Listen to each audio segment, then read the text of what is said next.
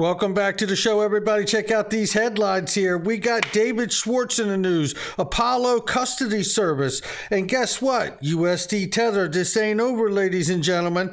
We got the UN. We got the, you're not going to believe what we got here. We got, you know what? We got John Deaton.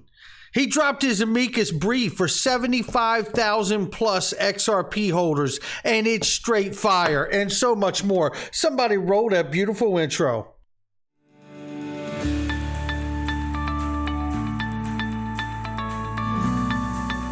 Digital Perspectives with Brad Kimes. Come on in.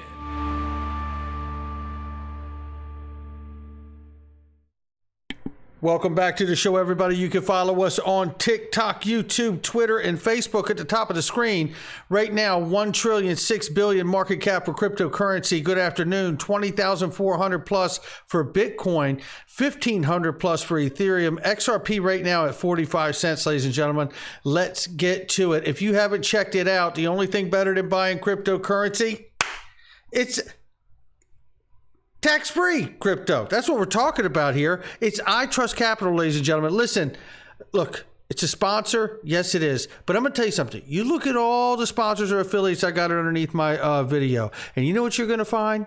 You're going to find that every one of them is a product or a service that I use because I needed it. And you know what? I didn't know I needed this until I got it. And this is pretty amazing.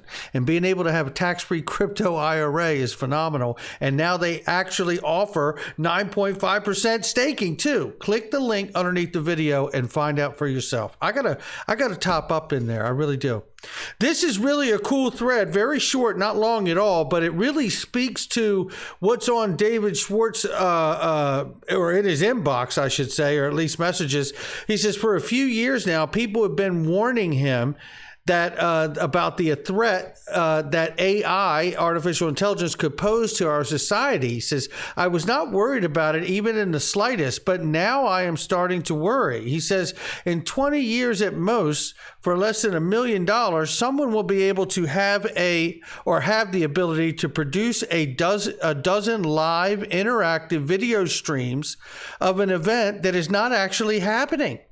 We could have tons of evidence of, say, a terrorist attack, he says, somewhere, and there be no attack at all.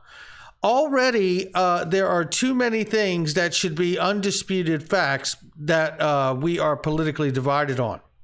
Stochastic terrorism is a real threat with no legal remedy. AI, artificial intelligence, is going to make this so much worse, and soon, he says.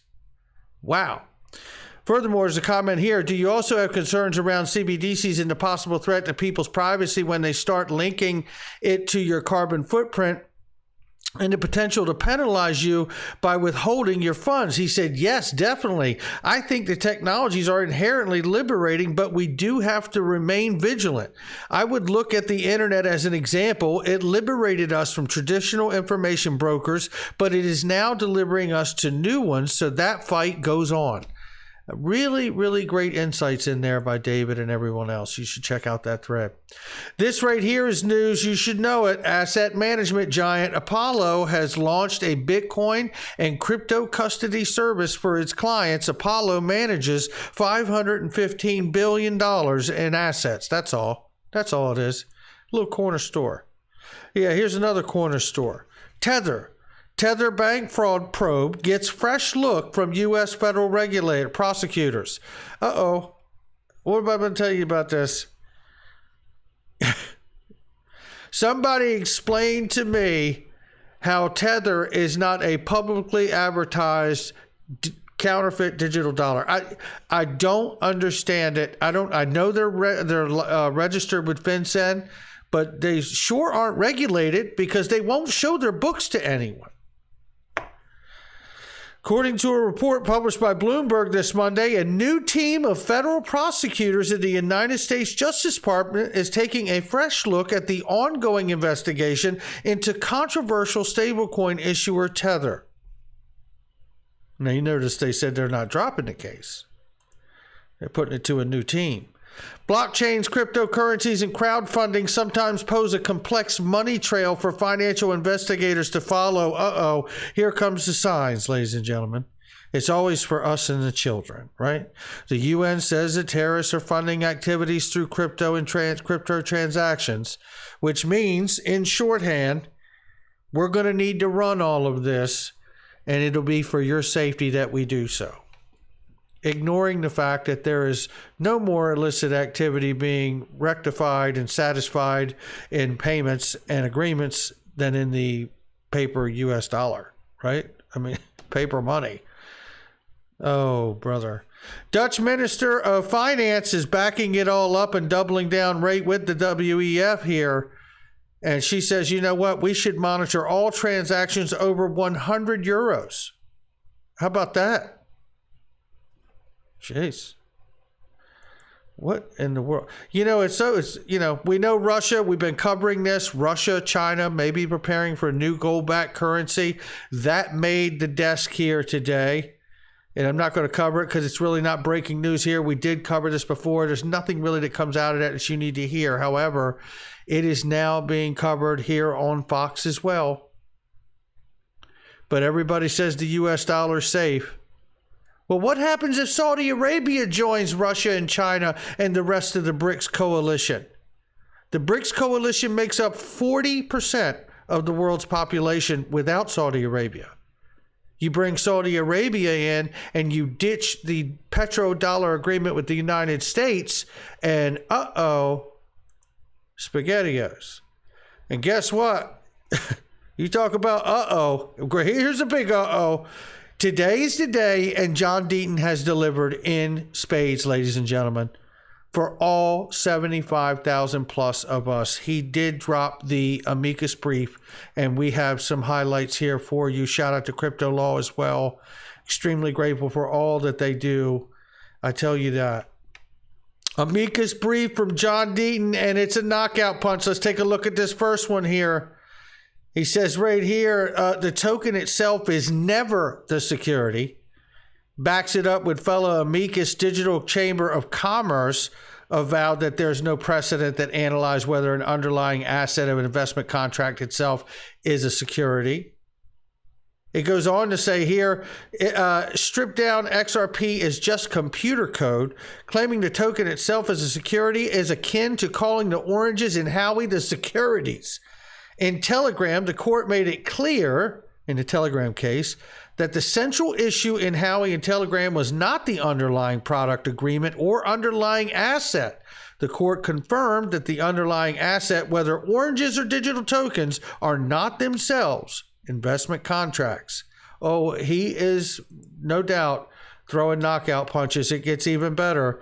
Then there was this one right here, another one, where he says, notably, missing at the end of that sentence is any single site. When the SEC is claiming that XRP is investment contract, he said, notably, missing at the end of that sentence is a single site to any precedent or authority supporting such an inimitable claim. Amici and the likely SEC itself have no idea what that sentence means under the law. Whoa! The SEC's theory is the equivalent of arguing individual oranges were not only oranges, but also represented the investment contract with W.J. Howie Company. The SEC's theory would be a bit amusing if innocent holders weren't being severely harmed. Well said, John Deaton, and it just gets better and better. And I think I've got it right here. If I scroll up right here, because this is another great one right here. Boy, I tell you, John Deaton was on fire through this thing. Oh my goodness. XRP purchasers' affidavits withdraw their paychecks in XRP because XRP is utilized as a substitute for fiat currency. Come on in. Included in the purchaser affidavits are international XRP holders being paid in XRP. Listen to this. Living in Japan, Switzerland, Singapore, the United Arab Emirates, UAE, and the United Kingdom, UK. In every one of those countries, XRP was evaluated by foreign regulators and declared a currency, not a security.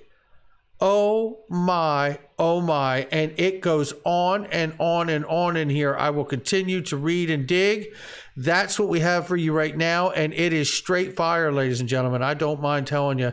And again, shout out to John Deaton, Crypto Law, and every one of you XRP holders that have been in this fight. I tell you, I think this is going to be quite compelling to the judge when she reads this, when she goes and works through all the rest of the information of this case. What an amazing, amazing brief this is. And thank you to John Deaton.